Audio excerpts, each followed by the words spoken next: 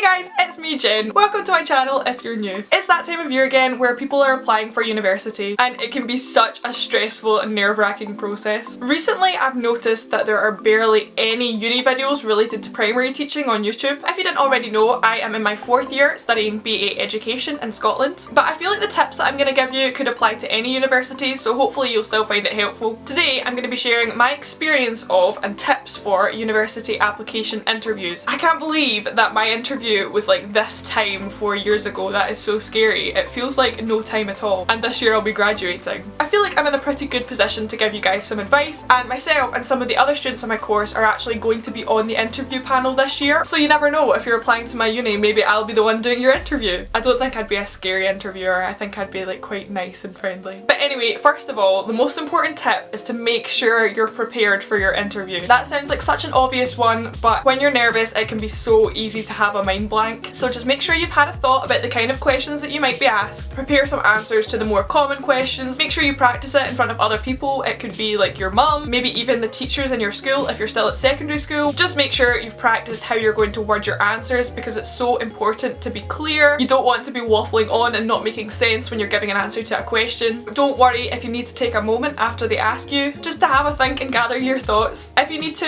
ask them to repeat the question, just don't panic. And even if you're feeling super nervous, just try your best to smile and be positive. Try and make the best first impression that you can. Sometimes even qualified teachers feel nervous in certain situations like job interviews or even parents' evenings, so you've just got to try your best and put on a brave face and fake it till you make it. So my interviews were fairly formal. I would definitely recommend to wear something smart. Think of something that you would wear if you were teaching, so obviously if you're a girl, nothing too low or too short. I would say that pinafores are a really safe option. I'm actually thinking about doing a teacher outfit lookbook at some point, so if you think that would be helpful then make sure you're subscribed and keep an eye out for that one soon. It obviously isn't the most enjoyable process having to do an interview. You might be thinking, why do I need to do this? It's really just so that the university staff can get an idea of the type of person that you are. So what are they looking for? They want to see that you're a good communicator, and that is a vital part of teaching. You're going to be communicating with children, other members of staff and other professionals, and not to forget parents. You don't need to be a crazy extroverted person, but you just need to be able to speak confidently and clearly and communicate well with others. Universities are looking for someone who is motivated and passionate, enthusiastic, that respects and understands the roles that teachers have in education. You need to have good reflective skills, because a lot of the university course will be about reflecting on your own skills and trying to improve and build your confidence. You need to have the ability to present to a range of audiences, so again that kind of relates to your confidence and your communication skills. Some of the universities ask students to prepare a presentation. I had to prepare mine on a hobby that I had, but I know that a lot of universities now are asking students to talk about a book that they really enjoyed reading.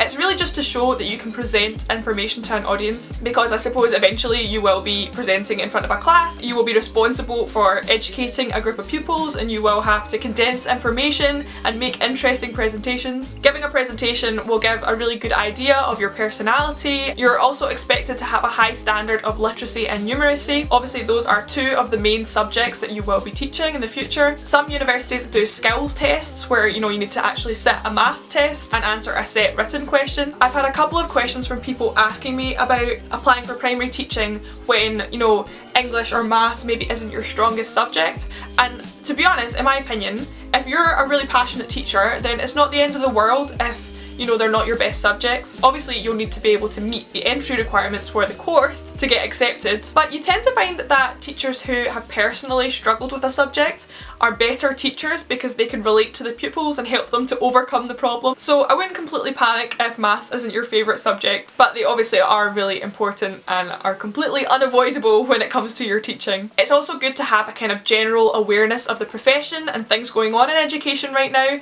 because I'm pretty sure when we had to do our written question we were expected to discuss an area of education. Ours was something to do with, should pupils experience failure? And I know that one of the other unis that I applied for asked about the importance of religion in the classroom. So yeah, just make sure you're reading up on things. You don't need to be an expert, because that is why you're going to uni. And I think this is probably the bit that most people are wanting to know about. What type of questions will they ask? Now obviously I cannot predict what questions they're going to ask you in your interview, but I can give you some ideas of the sort of things they might ask, and I can speak from my own experience about the questions that I was asked during my interviews. So based on the experience that I had, a lot of the questions were aimed at my previous experiences working with children. It is vital when you're applying for primary teaching that you have lots of experience working with children. I did lots of work experience in schools, I worked at an after school club, I did babysitting, I volunteered with Girl Guiding, and that was really helpful because it allowed me to experience working with children across a variety of different contexts. They allowed me to develop lots of different skills which I could apply to my teaching. You'll definitely be asked about the skills or strengths that you have and how this would apply to your teaching. So for example, leadership, patience, organisation, communication and listening skills, behaviour management, teamwork, creativity. These are the sort of buzzwords that you want to make sure you're mentioning during your interview. Ultimately, you want to try and sell yourself. Why should they accept you and not someone else? In contrast to that, they might ask you about an area of weakness that you have or a subject that you feel less confident teaching. This one's a tricky one and it is in there to throw you a little bit. My advice would be to try and stay away from the big hitters like maths and English, but it really just depends on how you word your answer. It's good to try and turn it into a positive thing. So for example, you could say a language, but make sure you back that up by saying that it's an area that you want to improve during your time at university. I'm pretty sure that I said music because I'm absolutely tone deaf, and that kind of lightened the mood a wee bit. But yeah, try not and bring up anything too serious that's going to be an issue with your teaching. In terms of weaknesses that you have, this could be that you're a bit of a perfectionist like me, that you try and take on too much at a time and you need to learn to delegate, that you're too critical of yourself, maybe that you have more experience working with a specific age group of children and that you're keen to experience working with a greater diversity of age groups. You get the idea. I would definitely steer clear of saying anything like your communication skills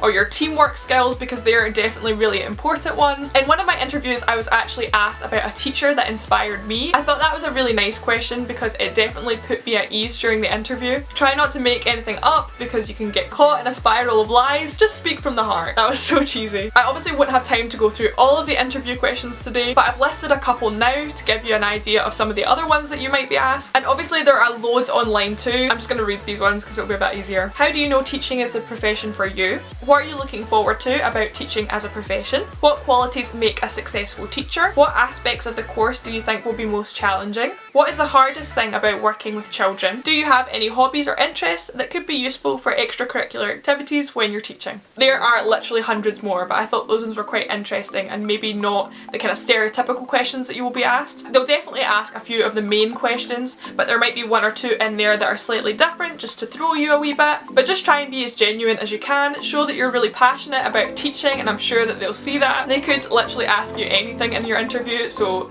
expect the unexpected. Take your time, think through your answers, and if you are passionate about your teaching, then make sure you show it. Anyway, I hope that you guys found this video helpful. If you're watching this and you've been through the interview process already, make sure you leave some of the questions that you were asked down below because I'm sure that will help others out. If you have any further questions, then feel free to leave them below. I will try my best to answer them, and good luck! I'll see you guys in my next video. Bye!